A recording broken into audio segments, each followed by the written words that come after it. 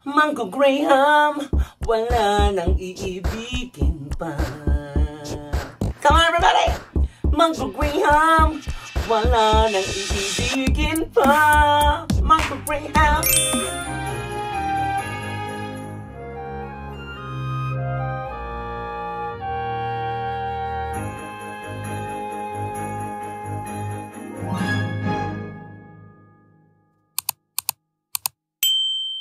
Hello mga katamis! Welcome po sa aking YouTube channel. Ito po nag-iisang Pokwak Diva, Tammy Brown. Ayan. And for today's video, andito po ako ngayon sa aking bahay.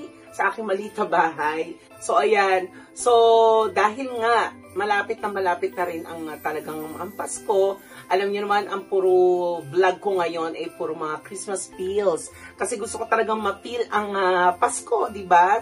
At syempre, ano nga bang mga hinahanda natin pag Noche Buena, Pampasko, yung ihahain mo sa mga bisita mo at saka sa mga mahal mo sa buhay. Syempre, ako ang inihahanda ko palagi mga or sweets or syempre hindi mawawala dyan ng mga cakes, di ba? Mga pang-ulam, macaroni, ayun ang mga masasarap, no? Kaya naman, gusto ko pong i-share sa inyo na gagawa po tayo ngayon ng Mango Graham. Ayan, oh. Na talagang na-prepare ko na to ng mas maaga pa. Ayan. So, madali lang naman po gumawa ng Mango Graham. So, samahan niyo po ako mga katamis. At actually, first time kong gagawa po ng Mango Graham. Bet ko lang kasi pag Pasko, ito isa to sa mga natitikman ko. Ayan. So, syempre, meron tayong mangga. Ayan. Mangga. Mga manggagamit. Charot. Ayan. Tapos, meron tayong, ito yung crush na ang tawag dito, Mango Graham. Ayan. Graham crackers. Ayan. Meron din tayong cream, Nestle cream. Naglalagay ako nito. At syempre, ang condense, hindi mawawala ang condense, oh. At saka, ito na yung Graham, yung bread. Ayan. So, samahan nyo akong gumawa at ano bang version meron tayo? Di ba, ang mga Graham po, may kanya-kanya tayong version or kung anik-anik na mga inilalagay sa ibabaw. Kaya naman, let's go mga ka-happy tamis!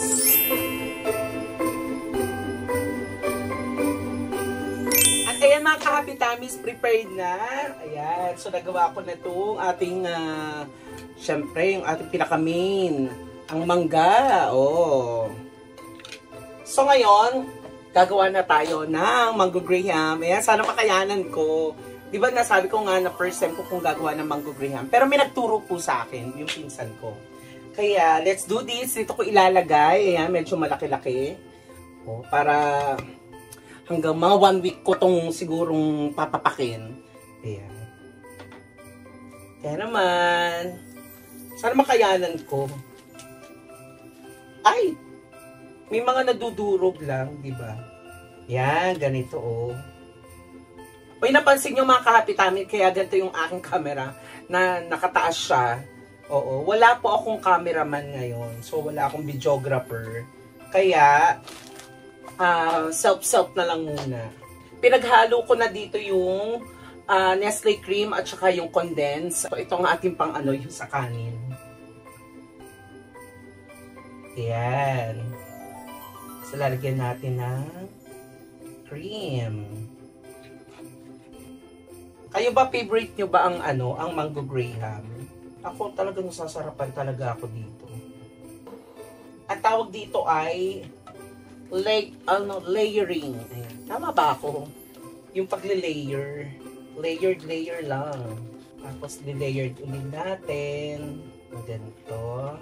Tapos, lalagyan na natin ng yung powder. Ang hirap magtansya, no? Tapos, siguro lagyan natin ng layered ng mangga. Masarap yan pag pag lumamig na. Yung iba kasi excited, diba, kagagawa lang, gusto na nilang kainin. Yan, layered natin siya ng mangga. Itong manggang to, ito yung parang hinog na, diba, yun po yung masarap sa mangga, yung ripe na, medyo pabulok na yon, yung pabulok na. Kasi yun yung malalambot, yun yung sobrang tamis. Parang pag-ibig, natatamis. Usually, ang mangga yata pinang-iibabaw, pero pwede naman sigurong i-layer. Try lang din natin. Wala namang masama. Tapos, lagyan ulit natin ng cream. Lagyan yung mga singit-singit. Yan, yung mga singit. Yung mga gilid-gilid. Perfect. Uy, ilang araw na lang, ilang tulog na lang, Pasko na. So, malapit na po ang aking birthday! Kayo, saan po kayo nagpapasko? Siyempre, din sa mga kapamilya, di ba? Mga mahal natin sa buhay. Mahirap lang kapag nasa malayong lugar ka, like mga nasa ibang bansa. Di ba yung iba, sobrang, ano pa rin sila, nagtatrabaho pa rin sila kahit Pasko. Anong mga ganap nyo pag Pasko? Ako actually, taon-taon, ang Pasko ko, mag-isa lang ako. Magmo-movie, yung magsha-shopping, gano'n naman pag Pasko, di ba? Masarap gawin, kakain ka sa labas. Ganun lang ako pag birthday ko, pag Pasko. Kasi nga po, umuwi ako sa Laguna, bagong taon. Mas inuuwian ko ng bagong taon si Lola kaysa sa Pasko. So ayan, tapos i-layered ulit natin. Diba? Yun lang yung mga mahihirap na sitwasyon kapag nasa ibang bansa ka, na nagtatrabaho ka, tapos yung pamilya mo nasa Pilipinas. Pero syempre, wala. Ganun talaga, trabaho, kailangan natin kumayod, diba? Kaya yung mga nasa abroad, actually maraming nanonood sa ating mga na nasa abroad. Pag nalulungkot po kayo, syempre magdasal tayo, huwag tayo mawala ng pag-asa, at manood kayo ng mga vlogs namin, ng buong Beck Squad. Minsan may mga magme-message sa amin, o yung mga nagko-comment po sa akin, na mga OFW na napapasaya natin po sila. Maraming salamat po. Lahat po yon, nababasa ko po yung mga messages nyo, yung mga comments nyo po sa mga vlogs ko, especially yung mga nasa abroad natin. Ayan. Laban lang. Pasasaan ba't may Paskong makakasama din natin yung mga pamilya natin. At ito na nga, mapupuno na yung aking Ganun ulit. Layered lang. Ganyan. Pag sa Pasko, igagawa ko din ito si Lola. Magbabanding kami ng ganito. Ako talaga sa Pasko, doon ako magpapasko. Magbe-birthday ako ngayon taon na to sa Lola ko. Kasi si Lola, actually 89. Gusto ko siyang mas makabanding. Pag nauwi ako ng San Pablo sa Lola ko, naku, sabik na sabik po yun. At saka, sinasabihan ko na palagi siya ng I love you, La, I love you. Gumaganon siya, I love you too. Tapos halik ng halik. Tapos pagkatapos nang sasabihin, pengin pera. Lola ko ganun maglambing. Pero tinapay lang naman at itlog yung binibili niya. Ayan matatapos na siya. Konti na lang talaga. Mauubos na tong cream ko. Parang sakto lang to. Pag gumawa kayo ng mango graham, gawin nyo po siyang banding ng nanay nyo, ng kapatid nyo, ng mga kapamilya nyo. I-share nyo yung happiness sa mga mahal nyo sa buhay, di ba? Na nagbanding na kayo, nakagawa pa kayo ng masarap na graham. Dapat ang buhay happy-happy lang, di ba? Lalagyan natin ng mangga ulit sa ibabaw. Ilalahat na rin natin to para bongga.